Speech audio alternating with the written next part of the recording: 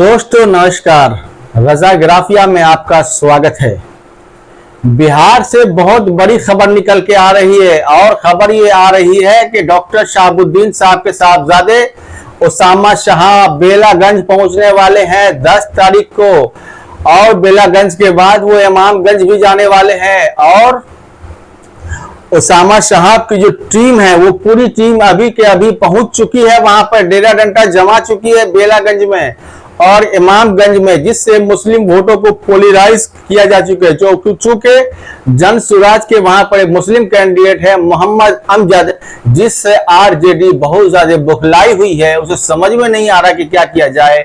इसीलिए जन सुराज का काट करने के लिए आरजेडी ने वहां पे उसामा शाह को उतारने का फैसला किया है और उसके बाद वो इमामगंज भी जाएंगे और उसके बाद तरारी और रामगढ़ भी जाएंगे। लेकिन जन स्वराज का पल्ला वहां पे बेलागंज में भारी पड़ता हुआ नजर आ रहा है, क्योंकि बेलागंज में स्वर्ण वोटर पूरे के पूरे जन स्वराज के साथ है, उसके बाद दलित वोटर उनके साथ हैं, उसके बाद देखिए मुसलमानों का भी अच्छा खासा तबका पहुंच चुका है बेलागंज में जन स्वराज के साथ। दूसरी तरफ बेलागंज में मोहम्मद जामिन जो एमआईएम के कैंडिडेट हैं वो भी अच्छा खासा पकड़ बनाए हुए हैं और अब दलित बस्तियों में घूम रहे हैं दलित वोटों को हासिल करने के लिए। तो मुस्लिम और दलित का अगर वहां पर कॉम्बिनेशन बैठता है, साथ में कुछ अपर कास्ट के भी अगर वोटर आते हैं, तो वहां पर एमआईएम की जीत यकीनी बनाया जा सकता है। तीसरी तरफ देखिए आरजेडी जो है पूरी कोशिश कर रही है कि मुस्लिम वोटों को लामबंद किया जा सके, लेकिन जेडीयू वहां पर बहुत बड़ा खेला कर रही है। जेडीयू ये खेला कर रही है कि जितने भी यादव समाज के बड़े बड़े नेता है वहां पर अशोक चौधरी उनको ले जाकर नीतीश कुमार से मिलवा चुके हैं। ये अंदर की खबर बता रहा हूं आपको, नीतीश कुमार से मिलवा चुके हैं और उनसे नीतीश कुमार ने अपील किया है कि सारे यादव समुदाय का वोट आप लोग इस बार जेडीयू को जिताइए। यार संभावना ऐसी बताई जा रही है कि नीतीश कुमार वहां पहुंचने वाले हैं बेलागंज में, जिसमें ये सारे यादव नेता जेडीयू में शामिल हो जाएंगे। एक तरफ तो आरजेडी मुस्लिम वोटों के लिए मारामारी कर रही है, दूसरी तरफ यादव वोट बैंक खिसक चुके हैं और अगर मुसलमान देखते हैं कि यादव वोट बैंक उसके साथ नहीं है आरजेडी के, तो सारे के सारे मुस्लिम वोट या तो जन स्वराज में चले जाएंगे या फिर एआईएमआईएम में चले जाएंगे, ऐसी संभावना बताई जा रही है।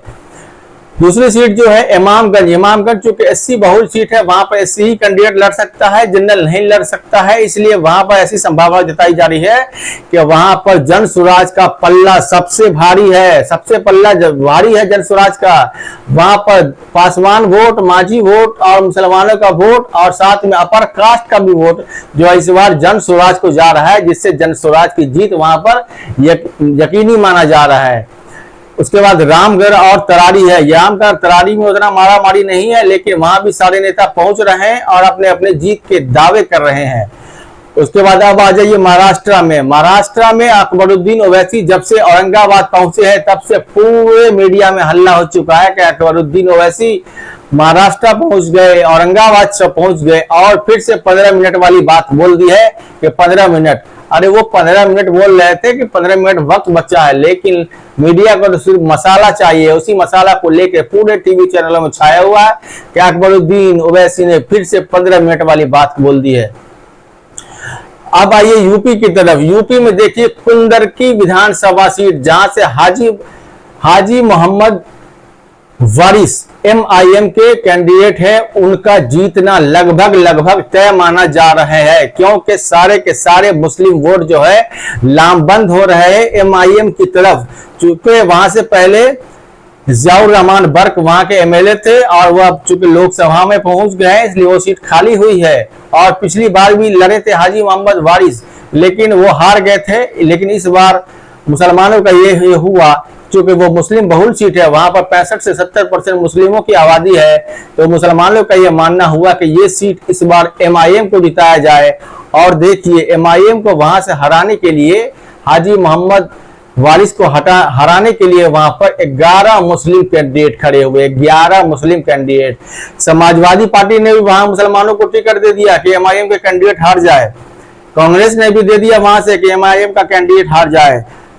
बहुजन समाजवादी पार्टी ने भी दे दिया कि एमआईएम कैंडिडेट हार जाए, और आजाद समाजवादी पार्टी ने भी मुसलमानों को खड़ा कर दिया कि किसी तरह कुंदरकी से एमआईएम हार जाए और अपना खाता नहीं खोल सके। देखिए एमआईएम के पीछे सारी पार्टियां हाथ धोके पड़ी हुई है। मुसलमानों का वोट तो सबको चाहिए, बसपा को भी चाहिए, असपा को भी चाहिए, समाजवादी को भी चाहिए, कांग्रेस को भी चाहिए, लेकिन ये लोग मुसलमानों की नुमाइंदगी नहीं देना चाहते हैं और सिर्फ मुसलमानों को अपना वोट और बंधुआ मजदूर बनाना चाहते हैं। लेकिन मुसलमान अब समझदार हो चुके हैं। जहां पर मुस्लिम लोग देख रहे हैं कि एमआईएम की दावेदारी मजबूत है और एमआईएम के लोग यहां से जीत सकते हैं, तो संभावना ऐसी बताई जा रही है कि इस बार यूपी में 3 विधानसभा सीट एमआईएम जीत रही है और महाराष्ट्र में 12 विधानसभा सीट इस बार एमआईएम जीत रही है, और एक और विधानसभा सीट बिहार की है जिसमें कांटे की टक्कर बताई जा रही है। बेलागंज में मोहम्मद अमजद और जामिन अली के बीच, कहना मुश्किल है कि कौन जीतेगा। तीसरा झारखंड में भी एमआईएम ने 6 सीटों पर अपने उम्मीदवार उतारा है।